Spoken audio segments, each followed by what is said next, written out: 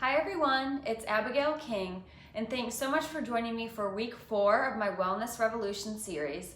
This is the last week, and I'm going to be discussing mindfulness practices and the benefits of movement. So mindfulness is the practice of paying attention and staying present in the moment, which we all could use some work on. So just begin to notice where you are focusing your thoughts and realize and become aware that you are not your thoughts. And by doing so, instead, you can be the observer of your thoughts. So you can witness a thought, but choose not to run with it and not to go down that negative path if that's where your thoughts are headed. So we're wired to think about the negative constantly from the moment we get up, we look at our phones with the news, and that completely sets us off on the wrong foot in the morning. So I encourage you to begin a mindfulness journal. Write down everything that is working for you. Write down the positives. So this gives your mind and your brain evidence that you are thriving. So you're giving your brain instructions through your thoughts. Begin training your brain to focus on the positives, and beginning a mindfulness journal first thing in the morning is a great practice. So what's exciting is that each time you make a new choice that is in alignment with your future, you're priming your brain to install the neurological hardware to actually think, act, and feel like the person you want to be in your future. If you keep firing and wiring those networks in your brain, the hardware eventually becomes the software program, and making choices that are in alignment with your future becomes more automatic. And when you do it enough times, this behavior becomes the habit of your new self. And this is how we create new habits of thought and behavior. If you're interested in learning more about this topic, I highly recommend Dr. Joe Dispenza's book, The Placebo Effect. The book is where I learned a lot of this information, and it's pretty life-changing. So I also recommend spending time in nature. So whether this is starting a garden, taking a trip to the beach, or a walk on a trail around your block, and if you're a runner, don't do the run on a treadmill. Try to move your workouts outdoors, move your exercise outdoors, because surrounding yourself with nature has vast health benefits. So there's studies showing that spending time outdoors actually affect our mood. And one of the ways that this might work is because it affects, being outdoors in nature affects our gut microbiome, because all life on this planet either has a microbiome or is a part of a microbiome. So the plants outdoors have microbes just like us, and it's believed that we share some of these microbes when we're in proximity with these plants. Because we live in such sterile, man-made environments that are lifeless, it's important for the health of our bodies to get outside of these sterile environments and get back to this environment surrounded by life and surrounded by things that have a microbiome. So another important topic to touch on is the use of electronics. And we can't get away from it. It's how we work and how we communicate.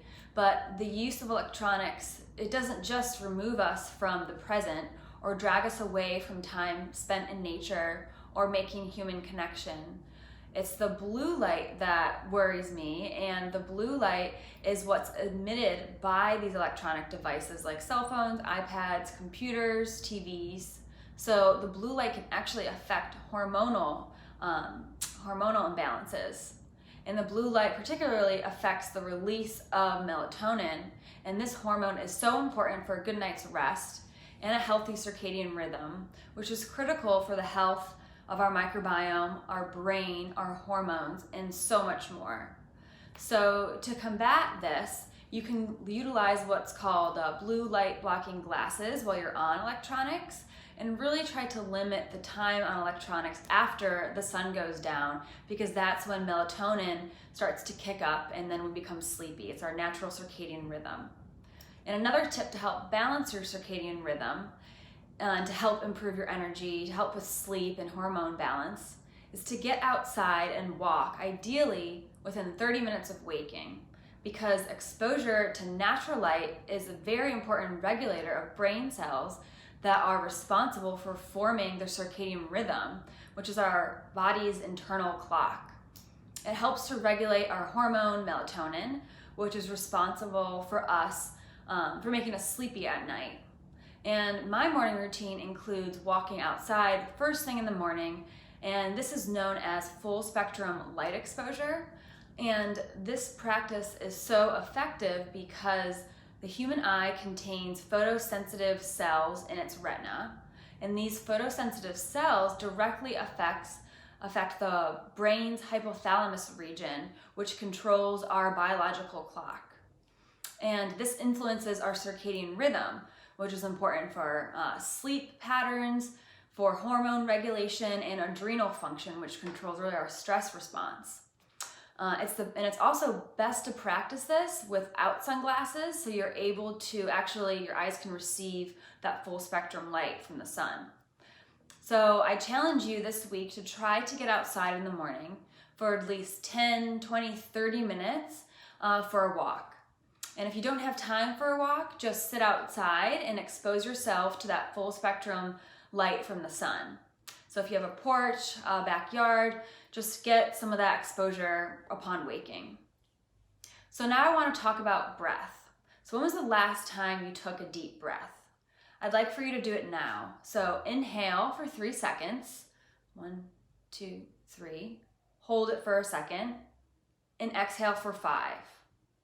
So the goal is to do this for about 1 minute daily. I recommend putting a sticky note in your office or your car and remind yourself to just take a deep breath. And why is this so important and so effective to help combat stress, anxiety, and improve your brain function? Well, when you exhale a few counts longer than you inhale, the vagus nerve that runs from the neck down through the diaphragm sends a signal to your brain to turn up your parasympathetic nervous system, which is your rest and digest nervous system. And it signals to turn down your sympathetic nervous system, which is that stress system, the flight or fight, which we all are in throughout the day.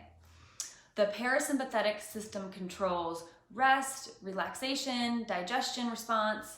So when that system is dominant, your breathing slows, your heart rate drops, your blood pressure lowers, and your body is guided back into a state of calm and healing.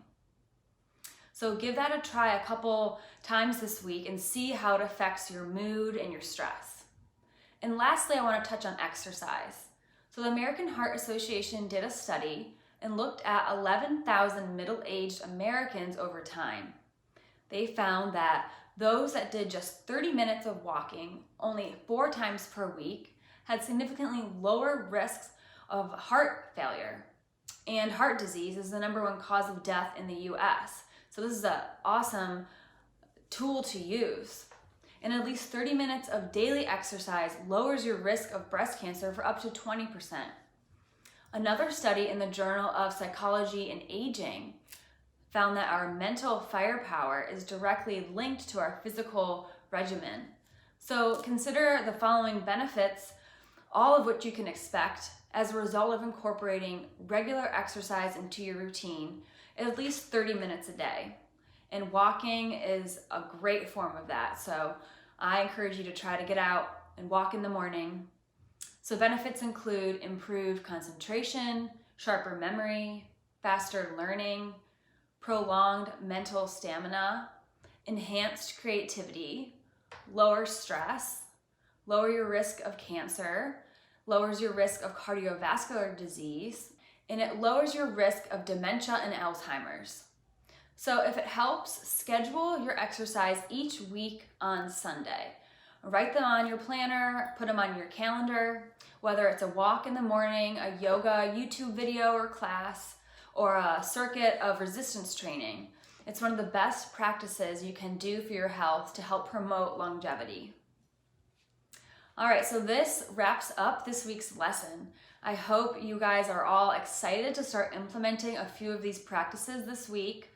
I recommend just starting with 2 of the tips I mentioned in this video and maybe get a few of morning walks in and try to do some deep breathing exercises and make these practices routine, and then build on from there once you kind of get those under your belt.